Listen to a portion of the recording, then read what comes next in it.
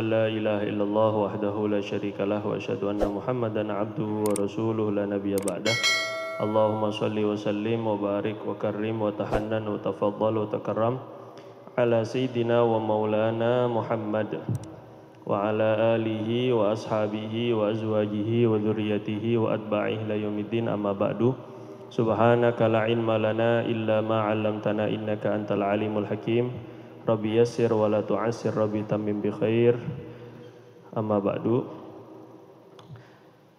Kita sambung kajian fikih ibadah, masih mengenai sunnah-sunnah wudhu yang kita inginkan agar ibadah kita itu diterima Allah Subhanahu wa taala. Tujuan utama kita ibadah ini biar diterima Allah Subhanahu wa taala. Dan Allah Subhanahu wa taala bukan hanya melihat banyak seringnya ibadah, tapi bagusnya ibadah. Kata Allah Subhanahu wa taala, "Alladzi khalaqal mauta wal hayata liyabluwakum ayyukum ahsanu amala." Dalam surat Al-Mulk Allah bilang, Allah ini menciptakan hidup dan mati untuk menguji kalian, agar Allah lihat mana yang amalnya paling baik. Bukan yang amalnya paling banyak, tapi yang ahsan, amalnya paling baik. Jadi yang dilihat itu bukan sekedar udah berapa tahun saya wudhu, bukan. Udah berapa tahun saya sholat, berapa kali saya zikir, tapi yang dilihat diterima apa enggak, baik atau enggak. Ini patokannya. Nah, baik itu kita taunya mana yang amal yang paling baik adalah yang diajarkan oleh Nabi Muhammad SAW. Makanya kemarin awal kita masuk kepada bab wudhu, Nabi SAW mempraktekkan wudhu di hadapan Sayyidina Utsman radhiyallahu anhu. Kemudian setelah selesai wudhu, Nabi bilang, man tawaddo'a nahwa wudhu'i hadza, siapa yang berwudhu seperti wudhuku ini. Sekali lagi ya, siapa yang berwudhu seperti wudhuku ini. Nah, wudhuku ini bagaimana kita tahunya? Itu dari para alim ulama. Nah, di antaranya sunnah wudhu berikutnya yang megang buku ini bisa dibuka di halaman 13.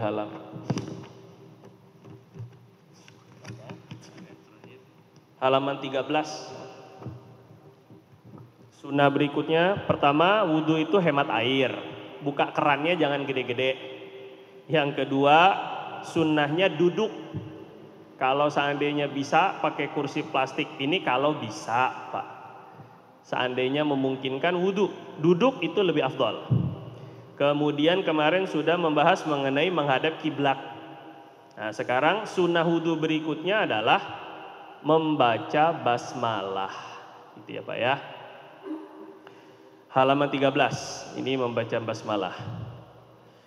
Dari Anas bin Malik radhiyallahu anhu berkata, sahabat Anas ini adalah anak angkatnya Nabi. Sampai dipanggil tuh sama Nabi itu ya bunaya, wahai anakku. Saking dekatnya sama Nabi sampai dianggap seperti anak. Nah, Anas bin Malik radhiyallahu anhu berkata, talaba ba'du ashabin Nabi sallallahu alaihi wasallam wudu'an falam yajidu. Sebahagian sahabat-sahabat Nabi mencari air wudhu di satu tempat, mereka lagi musafir, lagi melakukan perjalanan, mereka nyari air wudhu, tapi nggak dapat air. Air buat wudhu tuh nggak ada, mata air tuh nggak ada. Faqala sallallahu alaihi wasallam, maka Nabi sallallahu alaihi wasallam, mereka ini nanya ke Nabi, ngadu ke Nabi. Terus Nabi bilang, hal ma'a ahadin minkum ma'un? Coba, di antara kalian ada yang masih punya sisa-sisa air apa enggak? Perhatikan itu ya. Nabi itu minta sisa-sisa air. Fa'utiya bima'in, maka mereka ini kumpul patungan air dulu. Dihadapkanlah kepada Nabi satu bejana air kumpulan dari sisa-sisa para sahabat. Setelah itu fawadha'a yadahu fil ina alladzi fihil ma. Nabi memasukkan tangannya ke dalam bejana. Sekali lagi ya. Masukin tangannya ke dalam bejana yang ada airnya. Tsumma qala, kemudian Nabi bersabda, tawaddu'u bismillah. Berwuduklah kalian dengan menyebut nama Allah. Jadi wudu itu ini dalilnya. Wudu pakai bismillah. Kalau lagi di kamar mandi yang ada WC-nya, yang ada klosetnya, maka bismillahnya dalam hati. Ya, nggak pakai suara, nggak pakai lisan. Kalau yang ada klosetnya, kalau wudunya di luar daripada kamar mandi, kita ucapkan dengan lisan. Ini sunnahnya ini. Terus kemudian, fara'aitul ma'a yafuru min baini asabi'ihi, maka kata Sayyidina Anas yang waktu ikut, tadi itu Anas bin Malik, saya lihat air memancar dari sela-sela jarinya Nabi. Air memancar dari sela-sela jarinya Nabi hatta tawaddu'u min akhirihim, sampai para sahabat wudu semua sampai habis, semuanya bisa wudu sampai akhir. Terus qala Thabit, muridnya Anas bin Malik, tabi'in, namanya Thabit al-Bunani, nanya sama gurunya, faqultu li Anas, aku tanya sama guru saya tuh Sayyidina Anas, kam turahum kanu, menurut engkau wahai guru, mereka para sahabat yang ketika itu berwudu dari air sisa tadi itu ada berapa kira-kira? Berapa orang? Qala nahwan min sab'in. Kira-kira kata Anas bin Malik ada kurang lebih 70 orang. 70 orang itu bisa wudu. Kalau satu orang itu 1 liter aja, satu orang misalnya 1 liter aja kali 70 liter. Airnya cuman ina tuh kayak kita ya baskom lah, dengan baskom aja airnya tuh segitu, tapi bisa cukup wudu untuk 70 orang. Ini hadis riwayat Imam Nasai, derajatnya sahih. Oke. Intinya wudu itu pakai bismillah. Nah ini dalam sebuah hadis Nabi SAW bilang, man tawaddo'a fasammallah, orang yang berwudu kemudian mengucap nama Allah, maksudnya baca bismillah, ghufira lahu sairu jasadi, diampuni semua anggota tubuhnya. Kita yang wudu kan cuman muka, tangan, kepala, kaki. Kita yakini dengan hadis Nabi, orang wudu tuh memang dia dosa-dosanya luntur. Itu Nabi yang bilang.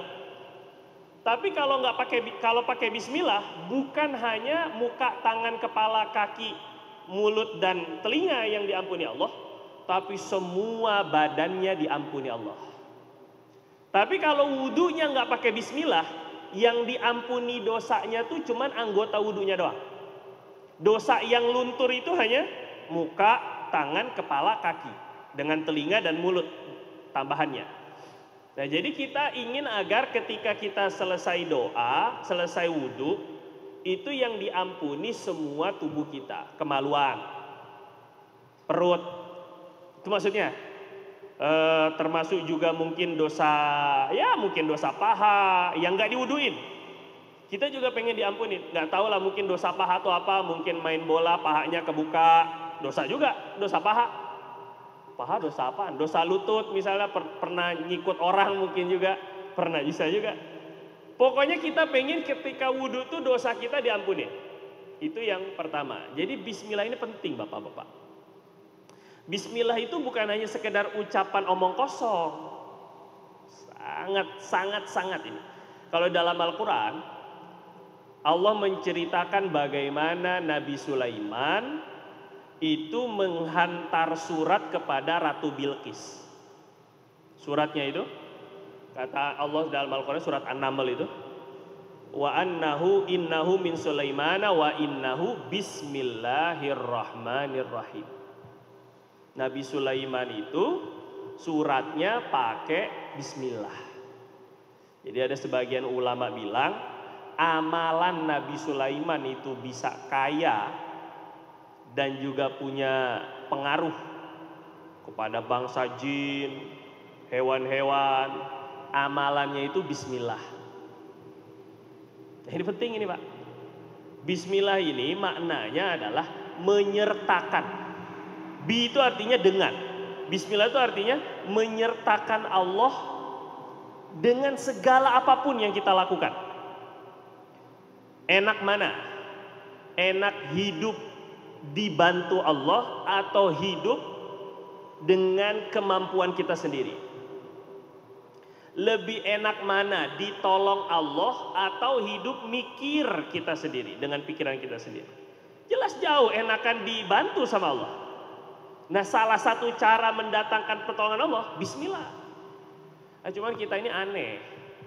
Keluar rumah nggak pakai bismillah. Jadi tadi saya bicara sama santri begini Pak. Nanti suatu saat kalau hidup itu terasa sulit, rezekinya, mungkin masalah keluarganya, berarti salah kita, kurang tawakal. Karena Allah sudah janji, wa may yatawakkal fahuwa hasbuh. Siapa yang bertawakal, maka wa may yatawakkal 'ala Allah fahuwa hasbuh. Siapa yang bertawakal kepada Allah, pasti Allah cukupkan. Jadi kalau nggak cukup, berarti ada yang salah dengan tawakal kita. Yang salah tuh tawakal kita. Nah, tanda orang tawakal itu apa-apa doa. Sekali lagi nih ya, tanda orang tawakal menyerahkan diri kepada Allah. Ciri utama orang tawakal itu apa? Doa. Banyak minta. Sama Allah tuh bentar-bentar minta, bentar-bentar minta. Karena dia merasa nggak bisa apa-apa tanpa Allah. Nah, sama kayak kita mau keluar rumah. Kata Nabi, kalau keluar rumah kemudian membaca bismillahi tawakkaltu 'alallah la haula wala quwata illa billah. Bismillah. Keluar rumah itu bismillah dulu. Maka ada malaikat yang menyeru, laqad faqad hudita wa wuqita wa kufita. Keluar rumah pakai bismillah, maka kata malaikat, kamu sudah dijamin kecukupanmu, kamu sudah diberi petunjuk sehingga imannya nggak hilang nanti di luar rumah. Dan di luar rumah ntar ngelihat yang macam-macam, nengok yang macam-macam, kegoda yang macam-macam. Kalau nggak dapat petunjuk Allah, berat. Maka pakai bismillah ini. Kata Nabi, hudita, kamu dapat hidayah nanti. Wa wuqita, engkau akan dijaga oleh Allah Subhanahu wa taala. Kalau keluar rumahnya pakai bismillah. Karena kita bismillah artinya dengan nama Allah, menyertakan Allah pada setiap semua keadaan. Mau tidur tuh kita nggak bisa ngapa-ngapain. Tidur aja Pak, padahal nggak ngapa-ngapain tidur. Tapi amalan tidur apa? Bismika Allahumma ahya wa bismika. Mau tidur padahal kita nggak ngapa-ngapain, apalagi mau ngapa-ngapain. Makannya bismillah, masuk WC. Nabi bilang satru ma baina ahadina idza dakhala ahadukumul khala, satru ma bainana wa bainal a'yunil jin idza adkhala ahadukumul khala, qauluhu bismillah. Penghalang pandangan jin ketika kita masuk WC, sehingga jin tuh nggak bisa nontonin kita, itu adalah ucapan bismillah sebelum masuk WC. Jadi kalau bapak masuk WC, kita ini masuk WC nggak baca bismillah, oh jadi bintang porno bagi para kaum jin. Tontonin, diliatin, geli Pak. Kalau sama orang aja geli. Nah ini penting, makanya perempuan-perempuan ini penting sekali kita sampaikan ini. Istri-istri kita, anak-anak kita, ibu-ibu kita. Kalau mau masuk WC bismillah. Karena kalau enggak, jin tuh dengan leluasanya ngeliatin. Terus Nabi bilang, Allahumma inni a'udzubika minal khubthi wal khaba'ith. Minta perlindungan dari setan laki, setan perempuan. Subhanallah. Karena emang di WC-WC itu tempatnya jin. Sehingga wajar kalau orang jatuh dari kamar mandi, ini udah jadi pembahasan ulama itu. Orang jatuh dari kamar mandi itu biasanya parah. Biasanya itu. Saraf kejepit lah apa. Beda sama jatuh di tempat lain. Sama di kamar mandi. Karena memang Nabi bilangnya itu tempat jin laki, khubthi wal khaba'ith. Saya minta perlindungan dari gangguan jin laki dan jin perempuan. Maka jangan sampai kita masuk WC itu nggak baca bismillah. Oh ini aurat kita kebuka kemana-mana. Nanti ada yang nempel, jin nempelnya, jin suka, macam-macam, naudzubillah. Kita nggak mau, dilihatin gitu kita nggak mau. Maka ini bismillah ini penting sekali. Mau nulis bismillah, mau kerja bismillah, pakai baju. Boleh saya statistik Pak? Yang tadi pakai baju bilang ngucap bismillah, angkat tangan boleh? Alhamdulillah, Masya Allah. Penting ini Pak. Karena kita ini minta sama Allah Subhanahu Wa Taala biar baju kita ini barokah. Sehingga takwa, baju takwa itu kan penting. Menjaga diri kita dari kemaksiatan. Ini pakai bismillah. Membawa Allah terus dalam sebuah keadaan. Masuk masjid bismillah, pakai sendal bismillah, naik kendaraan bismillah. Allah. Ini bismillah ini luar biasa ini. Ada santri yang cerita Yai Uzairon almarhum, ada santri ini naik bis karena pulang dari pondok. Karena dia baca bismillah tawakkaltu 'ala Allah, bisnya itu kecelakaan muter tapi dianya selamat, yang lainnya meninggal. Ya ketika ditanya, kok saya udah kayak di dalam air gitu, muter-muter kayak ngawang-ngawang gitu. Kayak terbang. Saat ketika terjadi kecelakaan ini. Ini asbab barokahnya bismillah. Berhubungan sama istri. Amalannya apa Pak? Jangan Allahumma barik lana ya. Ya benar juga sih itu mah ya. Boleh juga memang doa Allahumma barik lana fi ma razaqtana. Tapi Nabi bilangnya apa? Bismillah. Allahumma jannibna syaitan wa jannibi syaitan ma razaqtana. Wah ini kudu dihafal ini Pak. Jangan apa enggak hafal gimana ini kan. Amalannya iya tapi bismillahnya perlu ini ya. Minimal bismillah. Nabi bilang, Nabi nanti kalau Allah rezekikan anak, lam yadurrahu syaitan. Nggak bakal diganggu anaknya sama setan selamanya. Sampai kata ulama, ketika kita berhubungan kemudian baca bismillah dan baca doa itu, Allahumma jannibna syaitan wa jannibi syaitan ma razaqtana. Baca doa itu anaknya itu dijamin husnul khotimah. Karena ketika sakratul maut itu godaan setan paling kuat. Nah Nabi janji orang yang ketika dia berhubungan baca bismillah dan baca doa itu, anaknya nggak diganggu setan. Apa maknanya? Anaknya akan dijaga ketika sakratul maut, sampai sakratul maut. Berat ini, besar ini Pak. Jadi nggak dibilang omong kosong ini bismillah ini. Dengan nama Allah, mudah aja bismillah itu kan. Nah maka kita belajar untuk mempraktekkan ini. Bukan untuk anak-anak tadika, anak-anak TPA. Anak-anak TPA diajarin, ayo nah baca doa mau makan. Bapaknya aja nggak baca doa waktu makan. Ayo baca doa mau pakai pakaian, naik kendaraan. Lah bapaknya sendiri nggak baca doa ketika naik kendaraan. Ini penting ini. Naik kendaraan semua kita butuh sekali dengan perlindungannya Allah. Sangat butuh sekali dengan kesertaan Allah dalam segala sesuatu. Kita nggak punya apa-apa. Maka penting untuk pakai bismillah. Ini jelas ya. Insya Allah niat Pak ya. Kita niat untuk hidupkan sunnah bismillah. Pokoknya masuk rumah, wah jelas ini bismillah. Kalau kita ngucap bismillah dalam sebuah hadis, kalau kita ngucap bismillah ketika masuk rumah, maka syaitan berkata kepada sesama setan, la ma'walakum wala ta'am wala mabit. Kalian udah nggak bisa makan. Ketika mau makan baca bismillah, masuk rumah baca bismillah, kalian gak punya tempat buat nginep, kalian gak punya tempat untuk tinggal. Kata sesama setan, jadi sesama setan itu tahu. Makanya dalam sebuah hadis ada setan gemuk, ada setan kurus. Jadi setan gemuk bilang sama setan kurus, oh ceking amat, nah, gitu kalau bahasa kita nih kan, ente kok ceking amat, kurus amat. Iya nih, yang saya tempel, korin itu, yang saya tempel, dia baca bismillah, semuanya bismillah. Mau minum bismillah, mau masuk rumah bismillah. Akhirnya susah hidup. Jadi kurus pikiran ya Pak.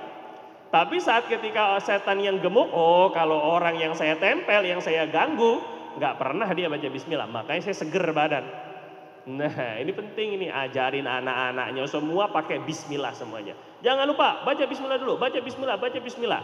Sampai kalau lupa dalam wudhu, lupa dalam makan, lupa baca bismillah, tetap sunnah baca bismillah di tengah-tengah. Apa bacanya? Bismillahi awwalahu wa akhirahu. Oh, nggak apal, ya udah bismillah aja nggak apa-apa. Yang penting baca bismillah walaupun di tengah-tengah. Lupa pas pakai baju, lupa tadi. Ya udah bismillah sekarang. Tadi lupa masuk masjid nggak baca bismillah. Bismillah sekarang. Bisa pakai insya Allah? Nah, ini penting ini bismillah. Kemudian dari hadis ini nih Pak Nia. Dari hadis ini Nabi itu nyuruhnya kita untuk bersatu. Kalau ada masalah, ini kita suruhnya musyawarah. Jangan ngomong di belakang. Jangan bikin gibah. Bukan. Suruh musyawarah. Isyaratnya Nabi ketika orang-orang nggak dapat mata air kan, nggak bisa wudhu ini karena nggak ada air, maka mereka datang kepada Nabi musyawarah. Terus Nabi suruh apa? Kumpulin air yang kalian punya dulu. Coba penting ini Pak nih. Satu dulu, ada kesatuan hati dulu. Allah turunkan pertolongannya berupa tangannya Nabi memancarkan air. Kira-kira ini Pak, kira-kira aja.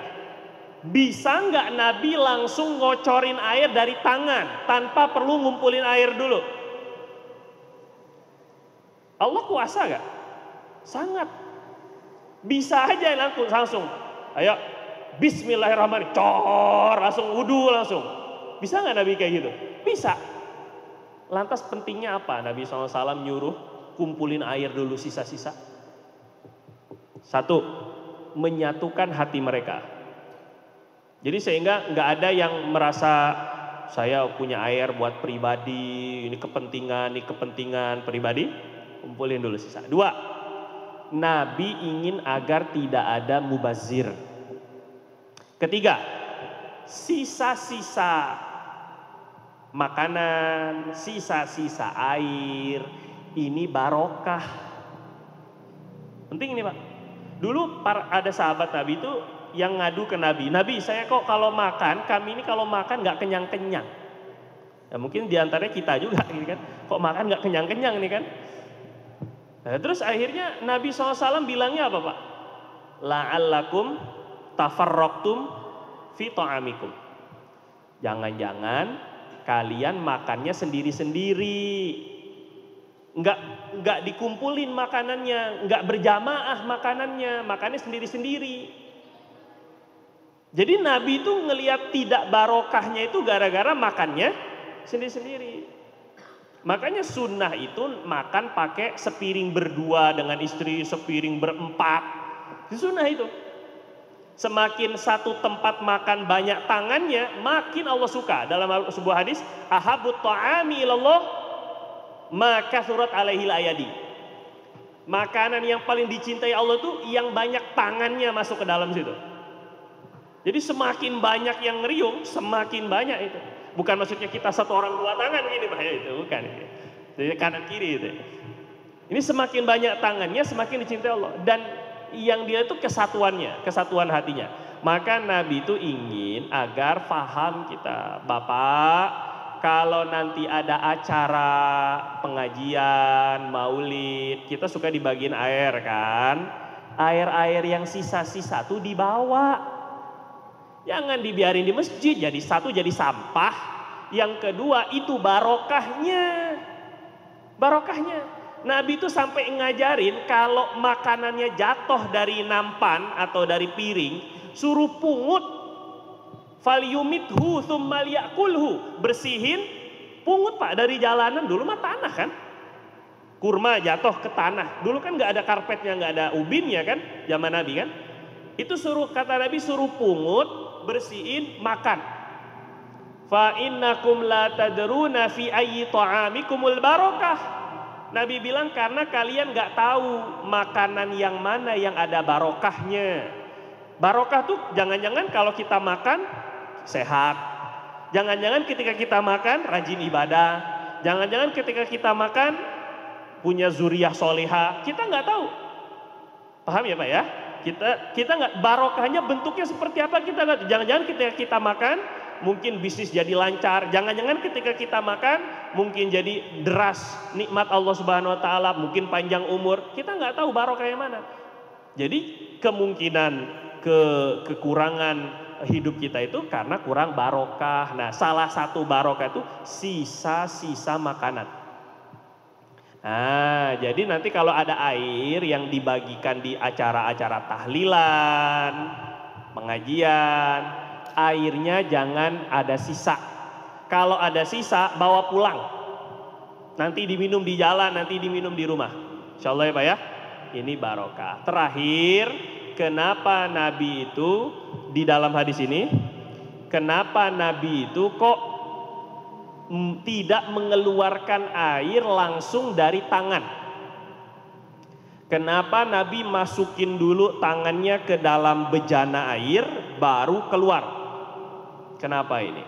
Salah satu dan hampir rata-rata mukjizatnya Nabi itu bentuknya yang kayak gini, memperbanyak sesuatu yang ada. Ini dalam ilmu tauhid nih, kita masuk ke ilmu tauhid ya. Memperbanyak sesuatu yang sudah ada, bukan mewujudkan sesuatu yang tidak ada. Kebanyakan mukjizat Nabi itu memperbanyak sesuatu yang sudah ada. Ada sahabat bikin masakan, cuman nyembelih 1 ekor kambing, anak kambing kecil. Bagi orang Arab 1 kambing 1 orang kadang-kadang.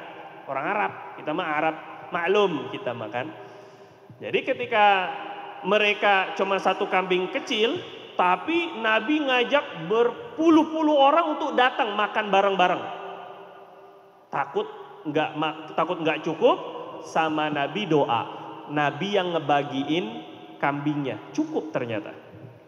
Memperbanyak sesuatu yang satu ada. Sama kayak gini, tadinya kayaknya nggak cukup ini, cuma 1 bejana. Tapi sama Nabi masukin tangannya ke dalam bejana, terus akhirnya cukup. Nah ini fungsinya, hikmahnya tuh apa?